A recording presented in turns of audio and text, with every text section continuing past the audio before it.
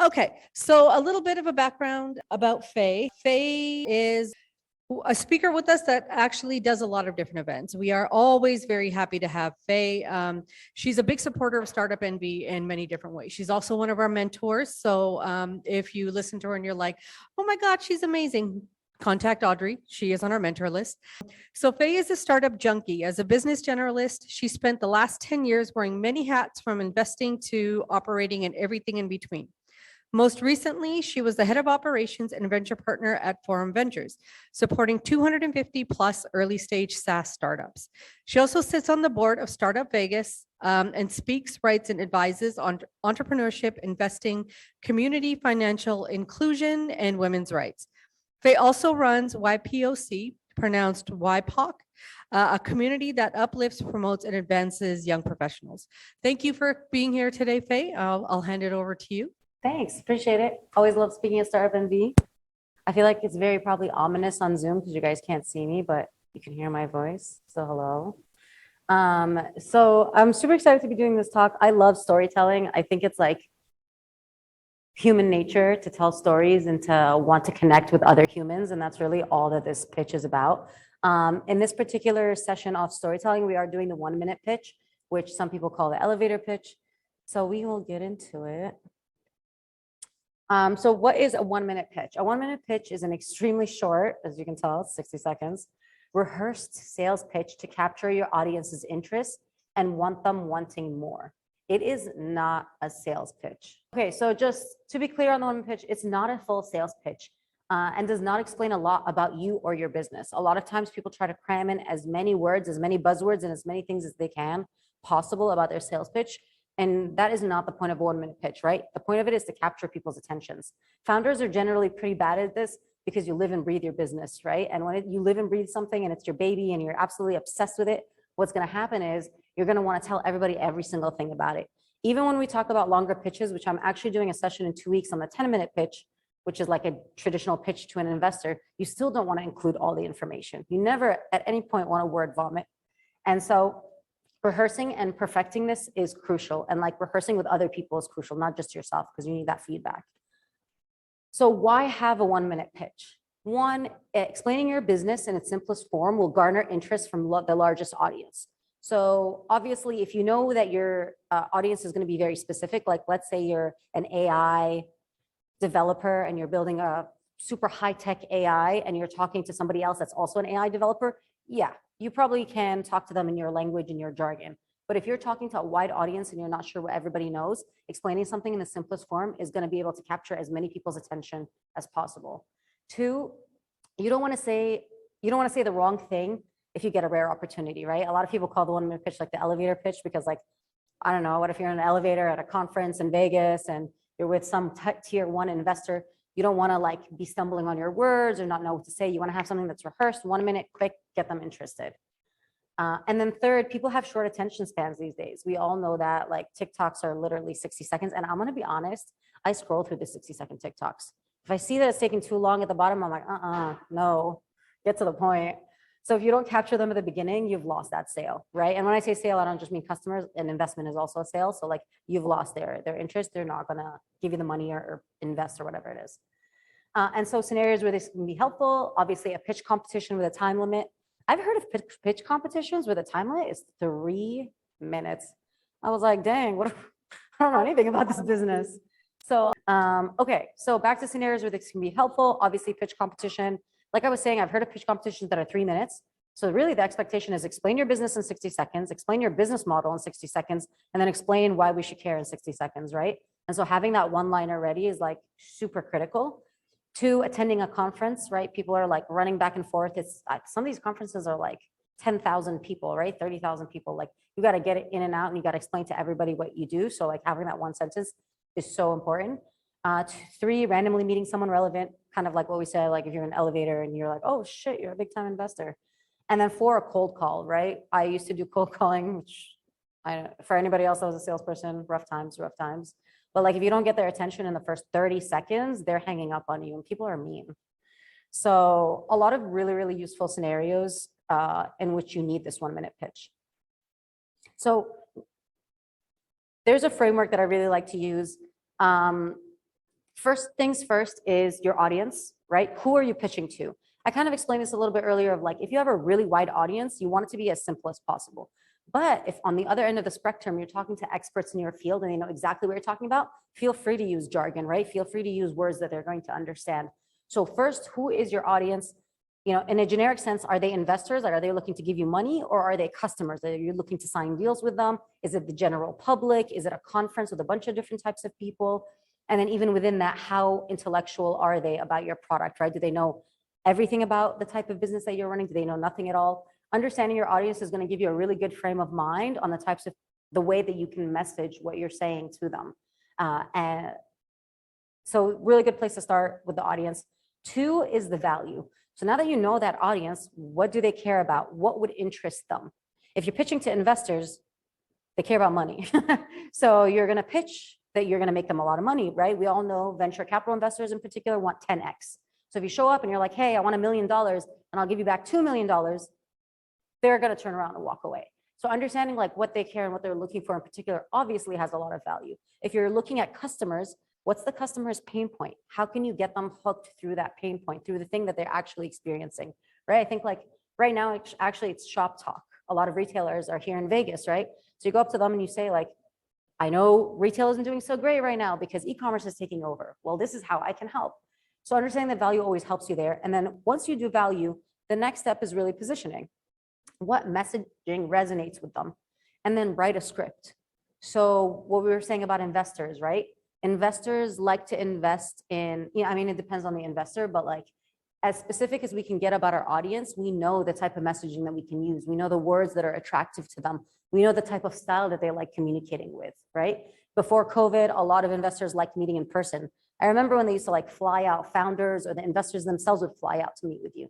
Now it's completely on Zoom. So they prefer 2D meetings because they can take as many as possible. And so understanding like, and I think some industries are still very much face-to-face. There are some industries where you will not sign a contract unless you meet in person, you shake hands. And so understanding how they like to communicate, how they like to close deals, how they like to interact with you is super important. And then 4th step is practice. This should be like clockwork. You guys need to be able to say this 1-minute pitch at a moment's notice. Like if I point at you right now, you should be able to give me that pitch.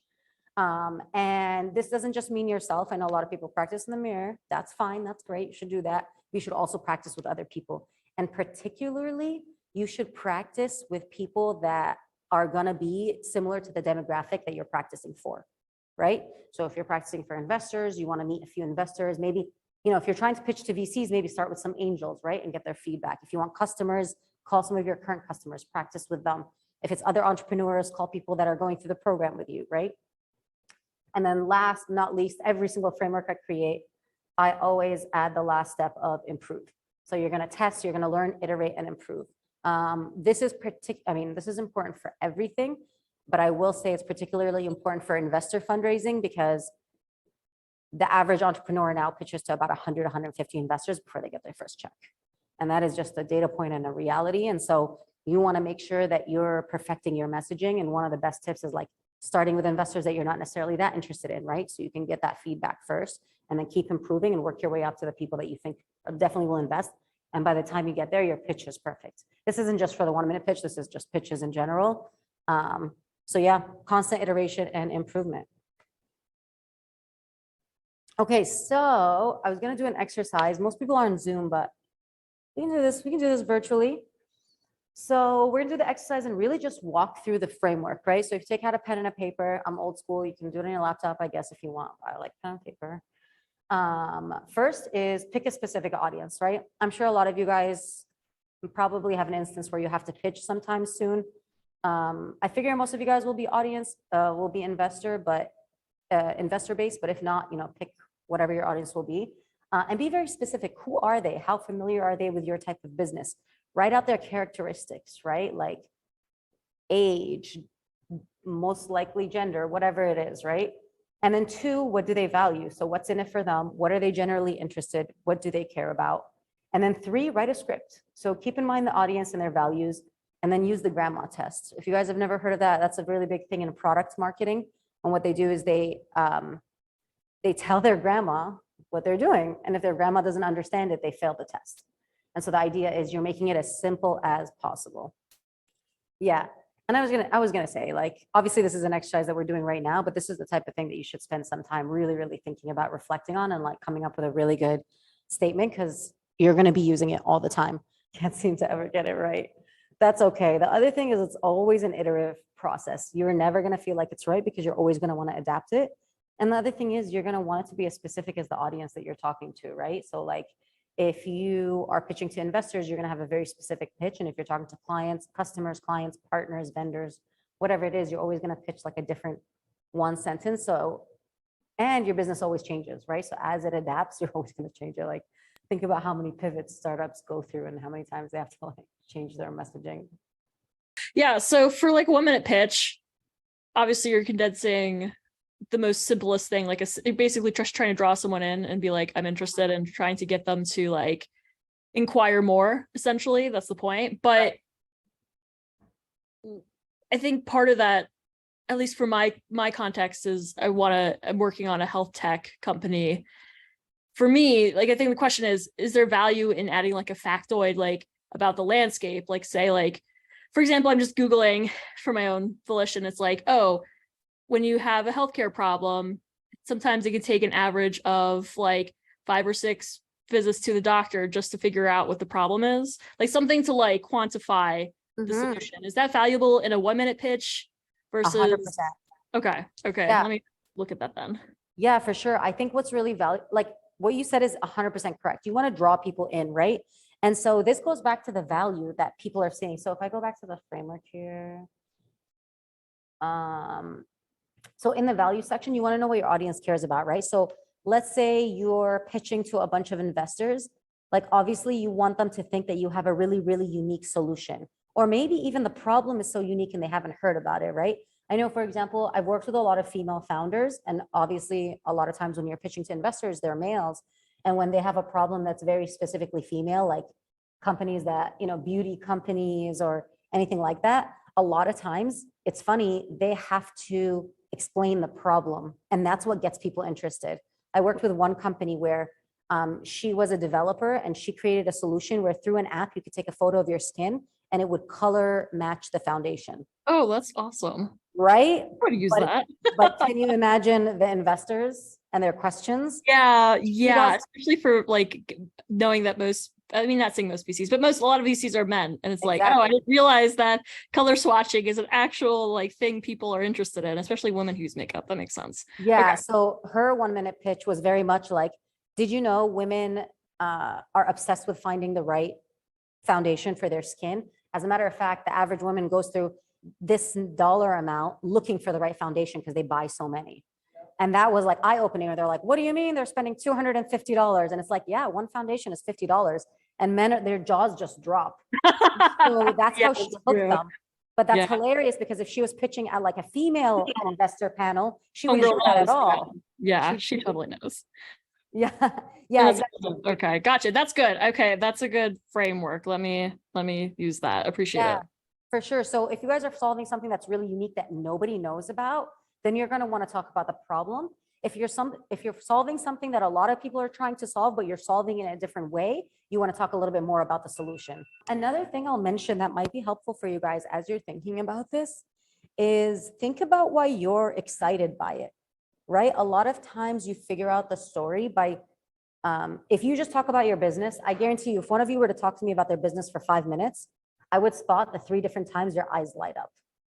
And anyone can do that for you. The times that your eyes light up are the things that get you more excited, which is probably that aha moment that people don't know about, right? So it's like people do this, can you imagine? And then this solves this. Can you imagine a world where that happens? And you're like, that's it.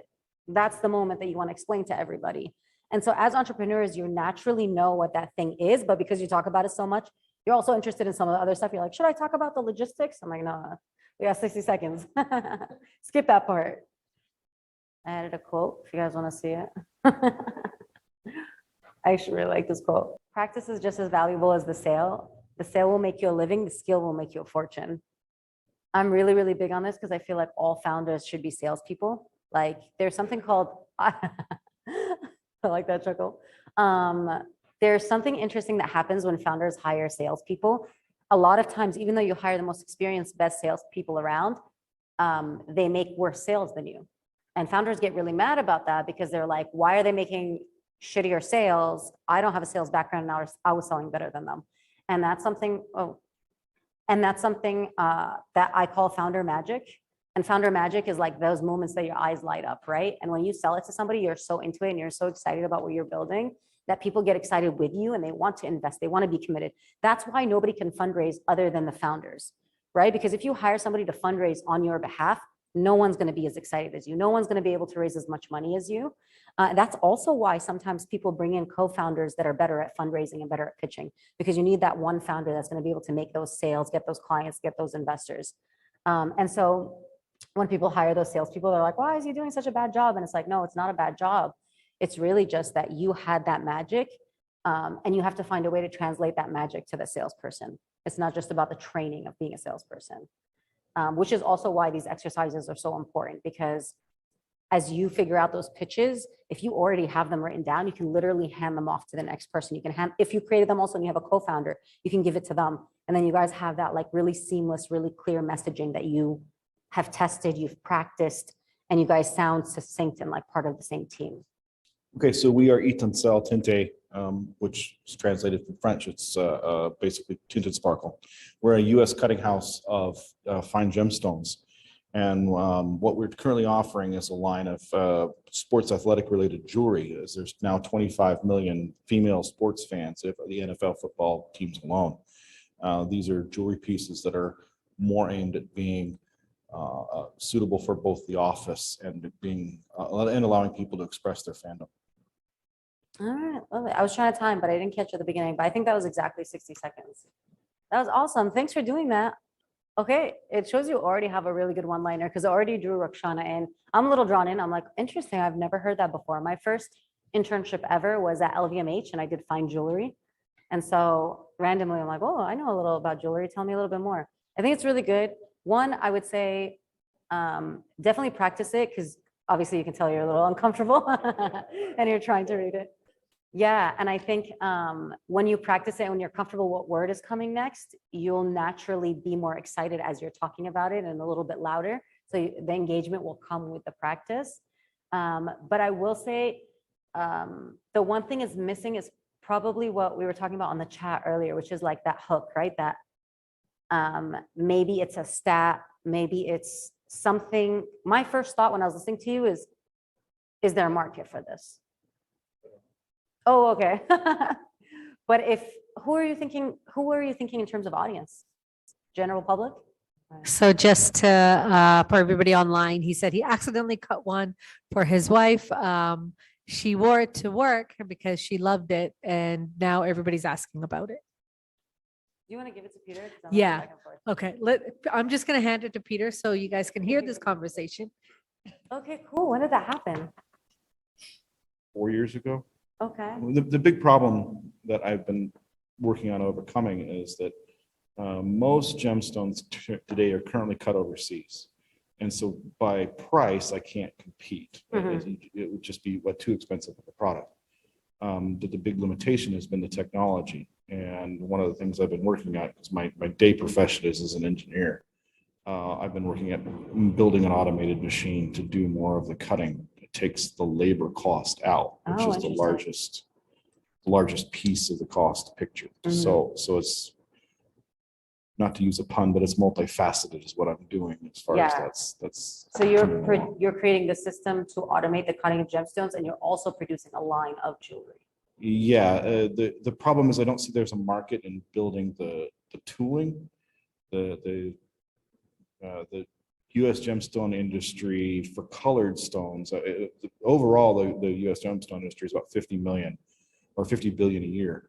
The colored stone market is only about 2 billion of that, and of that, there's very few people doing the cutting. So the number of machines I could potentially sell is very, very, very limited. Why couldn't you sell the machines abroad if more cutting is happening abroad? I probably could have, than the cost. You come down to the labor cost. The technology that they're currently using is a lot of manual labor, but when you're paying 40 cents an hour or less, it's not worth spending $10,000 on tooling. Plus, if you're in an area that has intermittent electricity, such as parts of India, Sri Lanka, some of the other countries that do this, it's far better to have equipment that's simpler and more reliable. It doesn't rely on computerized equipment to be maintained. Yeah, interesting. Are you thinking of, so yeah, what's your thought with the business? Where do you want to take it? The first goal is to get the machines working correctly. I have one prototype. I've done multiple prototypes at this point. I've got one prototype that's actually behaving. So my next step is to build 3 machines to get an actual production capability up. And then I'll figure out where I'm going to go with it. But I've got a lot of flexibility because I can not only cut this particular type of gemstone, I just think this one's going to be a hit. But I can cut the regular standard stuff too. I just am not sure if I can actually compete with the standard prices. Yeah. Okay, interesting. That's really cool. So I think your my feedback would be like your one layer is actually really good because you're at such an early stage that you're not sure exactly where you want to take it. So you're not sure if you're pitching to investors or if you're looking for customers because you're still so early. I would say add that into your one-liner because it seems like your one-liner would be really great. It's probably good for you to have it for the general audience, just one, because as you go around meeting different people, you never know who wants to like engage with you. So have something that's very generic and says like, oh yeah, I'm creating jewelry that is, you know, whatever your one-liner was now, and then add a statement that says, we're so early, we're still figuring out what direction we want to take it in. And I think that's an interesting hook because a lot of times people are funny, right? Humans love giving advice. And if you meet somebody that could be interested, they'd be like, oh, you don't know where you want to take it. That would hook me so quick. I'd be like, let's talk. All right, let's talk. What do you want to do? You know, do you want to get investment? Do you want to do that? And so having something like that kind of opens it up a little bit, that gives people the opportunity to interact or ask more questions is also really interesting. I've seen some founders that have a lot of success talking about their startup in stealth mode. What they do is they're building the hype, right? So their startup, let's say they don't want to talk about it because they don't want people stealing their idea or whatever. And they'll say, I'm building in the crypto space, but I'm not sharing any details right now. But I'd love, you know what I mean? And they built a lot of, like some people are really good at it, some people aren't. AKA me. And yeah, they have a lot of success where they build the hype. Obviously, it's mixed in with a lot of other marketing that they're doing. Have you guys seen them where they like post on LinkedIn and I'm like, why are you posting if you're not giving us any details? But then I'm hooked. I'm the person that says, why are you posting? And then I'm following them on LinkedIn, waiting until the day they announce. And then I'm like, oh, that's cool. So there's a lot of different ways that you can hook people and get them excited from that first sentence that you share. So one of the dumb questions that I might want to add here is, I recognize that you can't be 100% prepared all the time for the interaction. But if I kept a sample in my pocket, would that be advisable? Would that be something, especially if I was in the environment where it might run into a potential investor? Would that make a lot of sense? Hey, check it out. Adrian saying. Okay. I personally think so. One time I took an Uber in Toronto from my office to the airport, and it was a 30-minute Uber.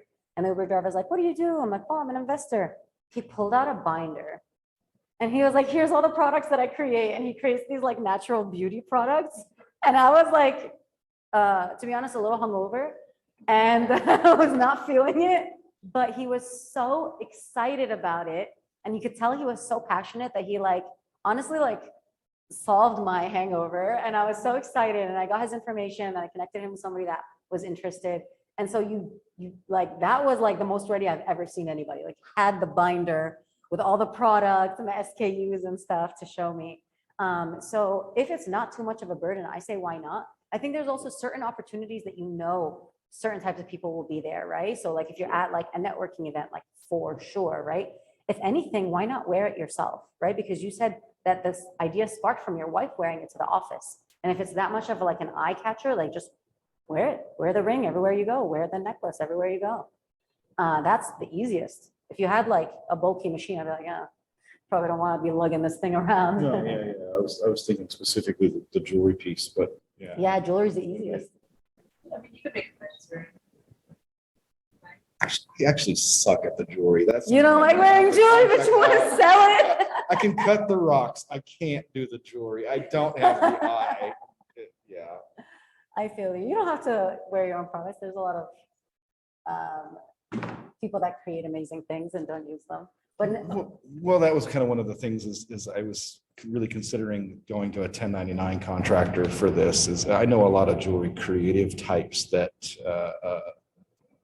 they could always use the side business and say, hey, I've got these stones. Can you make me something? That wouldn't be an issue. But I honestly, my focus has just been on getting the hardware working correctly. And Yeah. once I have that, because I have nothing until I have production. totally. Yeah. So super early. On chat, they're saying get your friends to wear the jewelry, which is exactly like the thing with your wife. Like definitely get your friends to, or let influencers borrow pieces for a contract. Yeah. Oh man, how many of you guys get those Instagram DMs about jewelry? I'm over it. I'm like, why do I? Yeah. And so there are like a ton of ways that you can like get it out there. Having your friends and families like obviously the cheapest way. And if you already got such a great response from your wife, like definitely give it to people and then give them a few cards, and they can, if anyone says anything, they can pass out a card and get your contact information or follow you on social or whatever, or maybe even get added to a wait list, right? Because I find that that's the best way to build hype before you launch anything. If you already have a few samples, tell everybody to join a wait list. And then by the time you actually launch and have like 100, 1,000, whatever pieces to sell, you email all those people on the wait list and say, hey, the stuff that you signed up for is available. Are you interested? Who knows? Maybe you'll have a wait list of like 100 people, 300, 3,000. I can try for it. It may be a little long, but I can try. All right, whenever you're ready. All right, I'll start now. Did you know that the average lifespan of Americans dropped from 79 years to 76 years in the last 3 years? America is the only modern country with a downward trend. The healthcare system really turned into the healthcare system, especially when it takes seniors an average of 18 visits a year to fix their problem. We need a real solution. HealthGator is your family's personal healthcare wallet and a team of advocates in your pocket to make sure that you and your family get the healthcare they deserve with less doctor visits to find the medical answers they need. That's it. Oh, that was only 30 seconds. You're good. Oh, wow. Okay. A lot of times you speak faster than you think you do. So you end up like going through it, but as you practice, you'll get really good. And I definitely recommend timing yourself. That was really good. That was Adrian, right? Yep. Oh, That's me. I think that's really good. I didn't know that. I was pretty startled. Everybody in here saw my face. I think that's a really good hook. Like that beginning first line is so strong because I thought we were getting older. So automatically I want to start having that conversation with you and saying, wait, I thought our lifespans were longer. Isn't like Elon going to make us live to 150? What's going on? I know, right? Where's that neuro brain? Yeah. But I think you can jump right into other stuff. Like obviously you have more time because you only talked about it for 30 seconds. Yeah. It did come off a little bit salesy because you talk about the company's name as we, right? Oh. So like Gator app is your solution. That comes off a little salesy. Who's your audience for this one-liner? My audience is like the angel investor angel investor with a mission. Okay, cool. I think what you can do is you can make it a little bit more casual because once they feel like you're trying to sell them, people naturally get Shut a little down. hesitant. Yeah. Mhm. Okay. So what you can do is just say, what we're trying to do is we're trying to combat that by X, Y, and Z. So it's kind of like, this is my mission, right? Americans are dying earlier, right? That's the only Western country where that's happening. That's the only developed nation. That is crazy. Right. What I'm trying to do is I'm trying to create a solution by X, Y, and Z. And you can actually probably go into the solution a little bit. Okay. Healthcare is a particularly concentrated market. There's a lot of health tech companies that are trying to do so many different things, especially because a lot of money got pumped into health tech after COVID.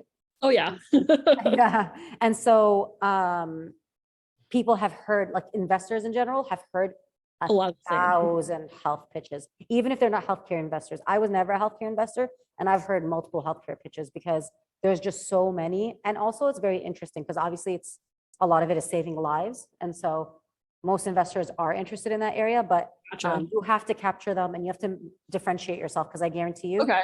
they've heard like 10 other pitches that month from a company that's From a solving company a that similar does the same problem. thing. Yeah. So would to balance that, I guess, I feel like part of the reason the reason I'm doing it is I have a compelling personal story. I feel like it's just a question of, it's a question of just putting it in there. So long story short, Yeah.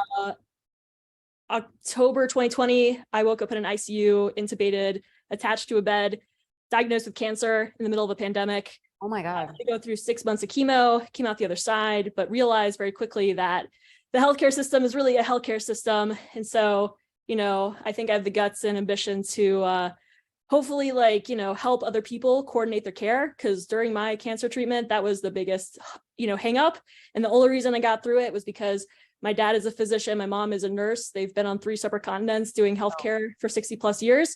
And they were the reasons I got through that treatment during the middle of a crazy time for everyone. So I feel like everyone deserves that type of quality and care. And I want everyone to be able to access it. That's probably a little more compelling, but Yeah. I don't want to Love interject myself completely into I don't know. It's a balancing act. If you want to go towards investors, you have to balance the personal story with here's the mission, here's the big picture, here's what I want to sell. I would argue that the personal story can outweigh a lot of other stuff. So early stage have you raised any money at all? I have grants, no Okay, good direct for you. investments. Tell me a little bit about the product. Yeah, so it is pre-release, but it is a database system where you can own your healthcare records and basically organize for you and your family to manage going to the doctor and getting all your questions answered and managing your prescriptions and all that stuff. So I have an MVP of the product that I'm working on that I'm hopefully going to have released by the end of this year. But that's where we're currently positioned. And what's the name of the company? HealthGator. HealthGator. Health Navigator. HealthGator. Yeah. Okay. So 2 things. One, I would definitely lean into the personal story. I will say though, again, a lot of the health techs also have personal stories similar to that.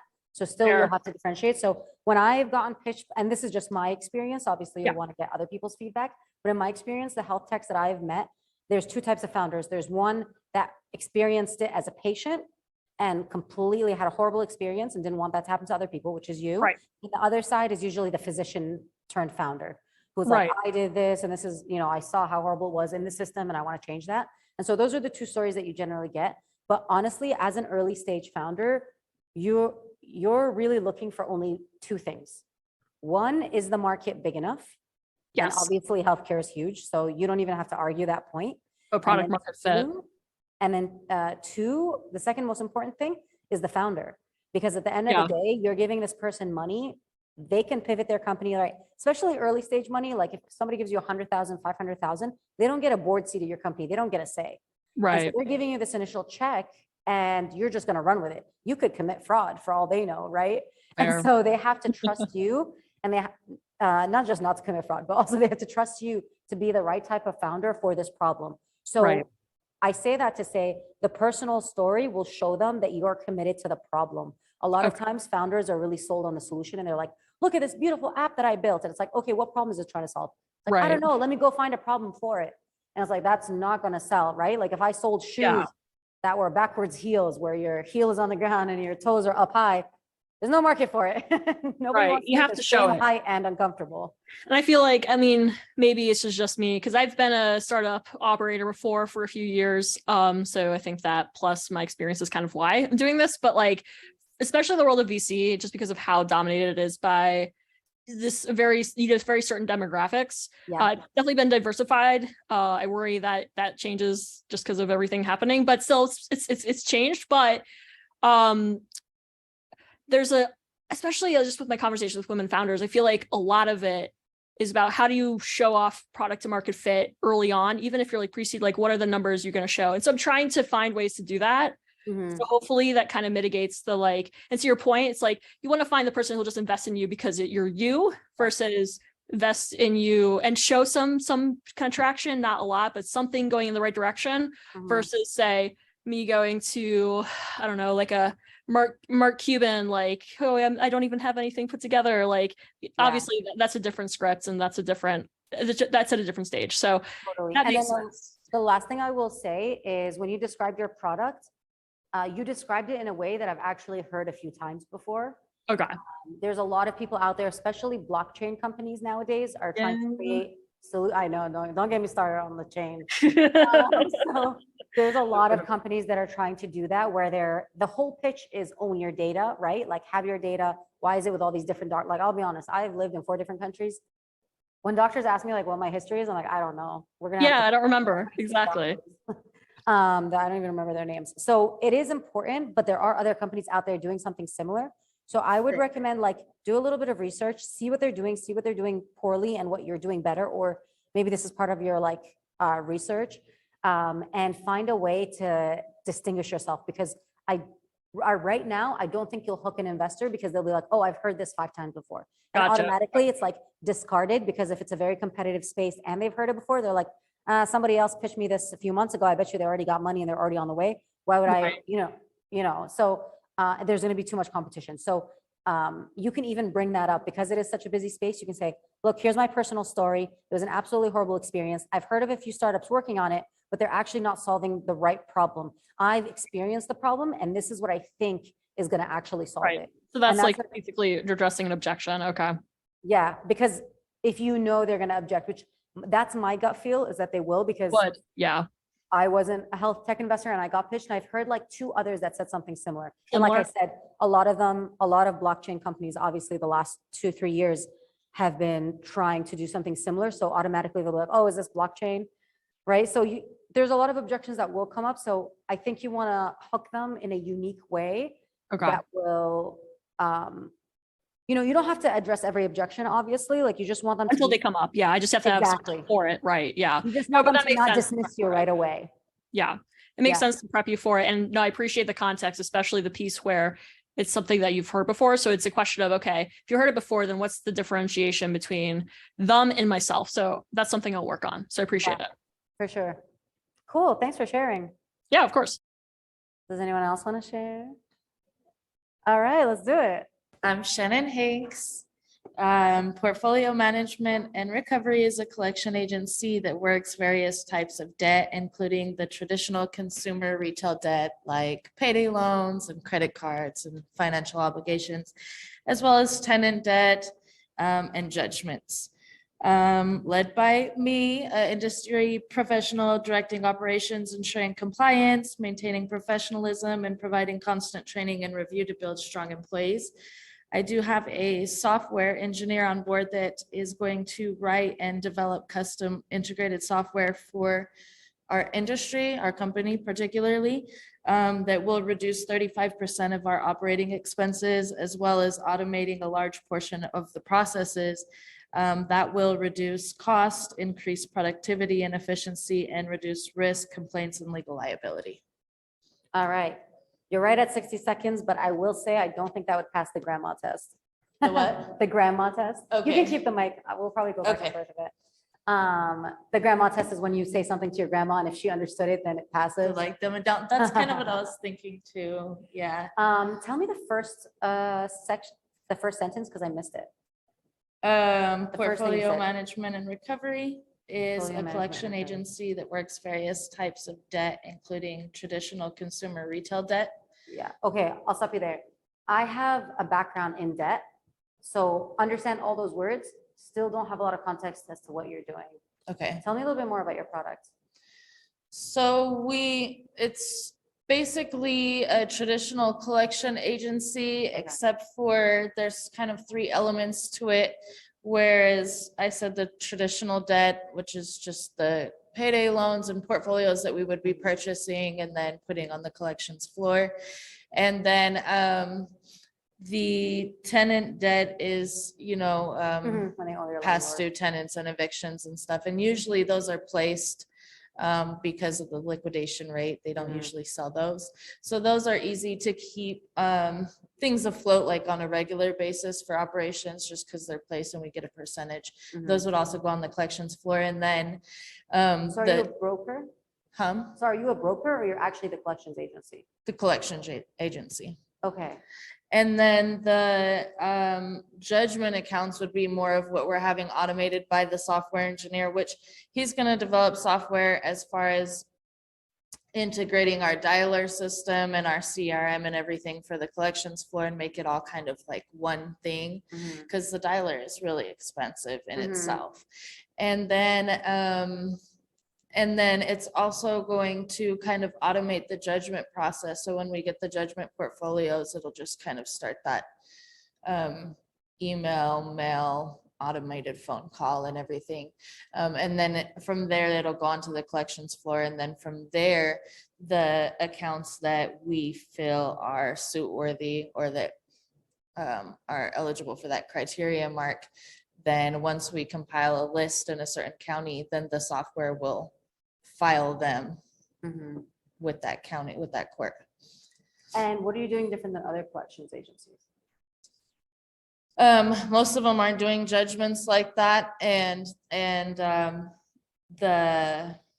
the software that we plan to have where it's all integrated and how it's a lot of our processes will be automated. Yeah. So we plan to have a lot of employees, but we plan to work a lot of different portfolios and have half of it run by the computer system. Yeah, interesting. Have you heard of TrueAccord? No. TrueAccord is a fully automated collections agency. So what they do is they just sell the software to collections agencies, or they sell the software to like lenders that have in-house collections or like want to collect before they charge it off. Right. And what they do is there's no phone calls, it's just text messages and emails. And they actually use machine learning to figure out the best time to email and message specific people to get the best outcome and the specific messaging to use. And they're doing pretty well. I think they raised like 100 million or like 50 million or something like that. Nice. Check them out. It's really cool because they've automated it so much of it and then added the machine learning component on so it actually learns from itself. So the data that they have is crazy. And if you go on their website and sign up for their newsletter, they share all the technology stuff that they're doing with their products, which is like super helpful. And they share the data too, which I think is really interesting. One thing I will say, because I have an experience in this, like I don't know if other people would know this, but collections agencies have been losing money since like 2015 because of all the laws that have happened. So like obviously they used to call people 15 times a day and now the limit is like 3 times a day. Okay, this is getting too detailed. It's probably not relevant for everybody else. We can talk after if you're interested, but I think who was your audience when you were thinking of the pitch? Investors. Yeah. Yeah. Yeah, I think if it's investors, then you have to, one, differentiate yourself from other collections agencies. So maybe spending a little bit more time emphasizing like, we're a debt collections agency, but we're automating everything. So it's going to be, you know, whatever. I actually advise another company called Revival. What they do is they give people the opportunity to buy back their own debt at the same rate as other agencies. So they sell people their debt back for 15 cents on the dollar or whatever. So that was super interesting. And they raised, I think, like 250,000. So you just have to A, differentiate yourself, and then B, just be ready for the like questions, because they'll do the research and they'll be like, okay, the industry is shrinking. Like, how are you planning on making more money? How are you planning on competing? And also, like, what relationships do you have to get the best debts, right? Because they're still like so archaic, right? It's like handshake deals to buy debts. Yeah. Or I feel like I went too far into that one, but that's really interesting. Thank you. Yeah, no problem. This is your first time pitching? Yes. I'm all Oh. nervous. Yeah, no, everybody's been doing so good. That was really cool. I know it's nerve wracking. And like I was telling Rakshana during the break, I was like, I love pitching. Like it's one of my favorite things to do. I love speaking. I love presenting. It's my thing. And so, running out of battery, best session. Oh, thanks though. Appreciate it. So for me, like, I just love doing this stuff. So I get really excited for it. But if you're not that type of person, if you're an introvert, or if you just haven't had the opportunity to do a lot of public speaking, like take the time to practice. And I cannot emphasize this enough. Even me, as somebody that like enjoys doing this, I practice because sometimes I get so excited talking about the things that interest me that I stumble over my words, right? Or I say the wrong thing to the wrong person, or it's not concise, or it doesn't make sense for them. So whenever you have a big opportunity coming up, like if you have a conference or if you're doing something specific, spend the time to think about that conference, think about that audience, think about what they value, and actually build messaging for that. But for general, you should always have a 1-minute pitch that you have in your back pocket. You meet somebody at a bar, you meet somebody here, you know exactly what to tell them that's going to hook them. And that one, the one that's general, practice it and ask the person that you're practicing to use the grandma test. Like, sit here, pretend you're my grandma. I'm gonna say this. Do you think she would understand? And they're gonna be like, absolutely not. You know, and then you're gonna try again and they're gonna say no. And then you're gonna try again. They're like, oh, maybe. Or if you're lucky enough, you still, you know, you hang out with your grandma, try it. It would be so funny. Grandmas have no filter. It'd be great to have your contact. Yeah, for sure, Zoe. So I'm always happy to like chat with you guys. If my email's on the slide right now, so you guys can email me. Cool, yeah. You can share my email address. I email me and we'll try to find a time. I can't promise that I can meet with everybody. I probably shouldn't promise that right now. But if enough of you guys are interested, I can actually put a little group together and you guys can actually like prepare and then come and then I can call you guys out and you'll be excited to do it instead of me spraying this on you last minute. Oh, wait, I'm actually doing the 10-minute pitch in 2 weeks, I think, or in 3 weeks, April something. So maybe if you guys are here for the 10-minute pitch, we can practice the 1-minute pitch because obviously you can't do the 10-minute one. So I can do my talk for the 10-minute one. You can learn all about that. And then at the end, we can do some practice. Yeah, actually, that's amazing. That's smart. Thank you for logging on. Appreciate you. Appreciate everybody that pitched. I know it's like stressful. I made you do it on the spot, but you guys were excellent. You killed it. So next session, same time, same day next week. I was gonna say same bat channel, same bat time, but I'm not sure how many people get that reference. But we'll see you all next week. Thank you.